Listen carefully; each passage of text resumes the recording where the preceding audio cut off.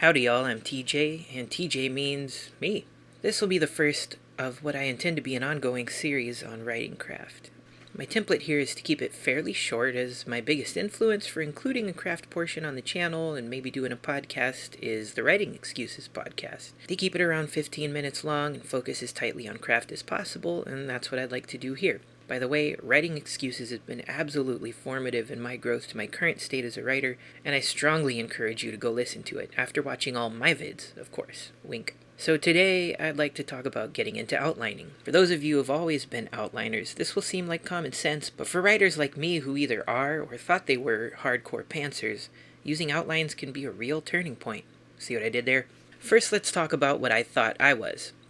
A pure pantser, boring my way through the monotony of daily life, mining for the nuggets that might fit into my stories, and writing everything as it came. It worked, certainly, and along with a modest collection of world-building notes, this process brought me around to the completion of Coming to Power, a first novel that I'm really pretty happy with. Interestingly, though pantsed, CTP hit all the beats of a 3-act structure without being told to, and I think that points to the truth of why both planning and pantsing can work. Stories are stories, and their most basic structure is internalized in all of us. So why did I turn the corner and become more of an outliner? Well, it started as an exercise with which to stretch myself. I wanted to try out Dan Wells' 7-point structure, which itself I'm told is a distillation of Truby's 22 steps.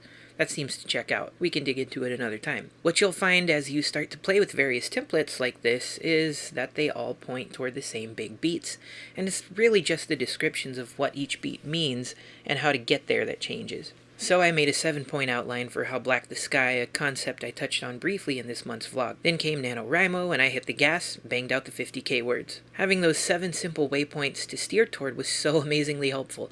I got to pants in between, especially on my second pass when I needed to expand on the 50k words from Nano. But no matter what else happened, I knew where the characters needed to be at certain intervals, and I got them there. When the rough spots came, when the questions of why and how hit that might have stumped me as a pure pantser and put the MS on hold, I had answers, or at least cardinal directions. And that's probably my biggest pro about outlining. So let's dig into these pros. One is this: the outline is a map for you to lean on when something's not right or you're feeling lost. Is the story pulling you off the trail in a good way? Fine. Wander to your heart's content, but keep the map handy in case you need it. 2. The outline is malleable. Has the story grown in such a way that the outline just doesn't fit anymore? Assuming you like what you've created, the plan can change. It should. It's like getting to create alternate timelines and choosing the one that you feel is most comfortable.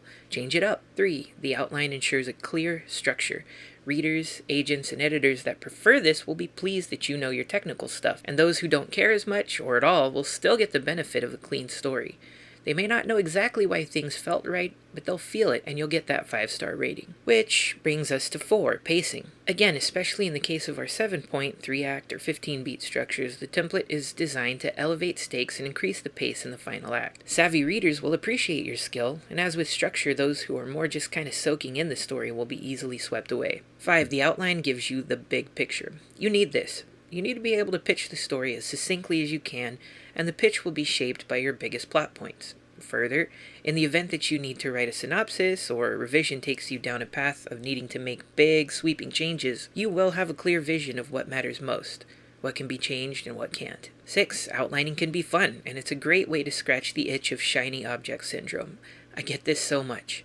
So tell me if this is you. You've been chugging along on a work in progress for months and hit a roadblock, whether it's time or distractions or just a rough spot in the story. So you let your mind breathe a little, and lo, a new novel begins to take shape. Maybe it was while you were taking a run, walking the dog, up late with the baby, whatever the setting. You've now got this nice, shiny toy to play with. But you know you have to do what's right.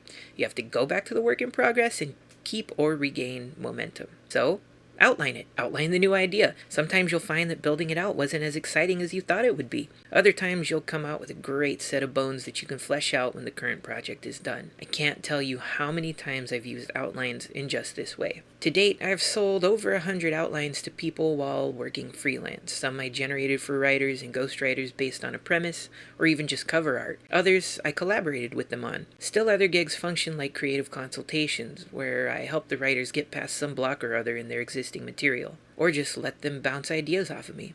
Every time I learned a little more about how to write a good outline, and I look forward to growing more in this regard. I say this to encourage you in 2 things. First, practice. Outline things you've been dying to sketch out. Outline things you'll never write. Help your writerly friends with their structure.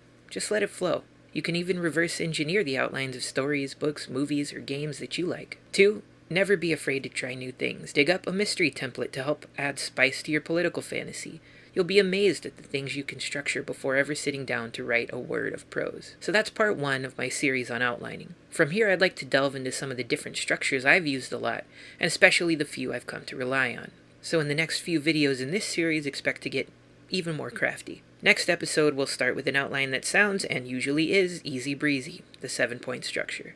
Let me know about your journey with outlining in the comments or on Twitter at Habitual Levity. Don't forget to subscribe, tap that bell, and I hope to see you soon for more writerly goodness. Until then, peace and write on.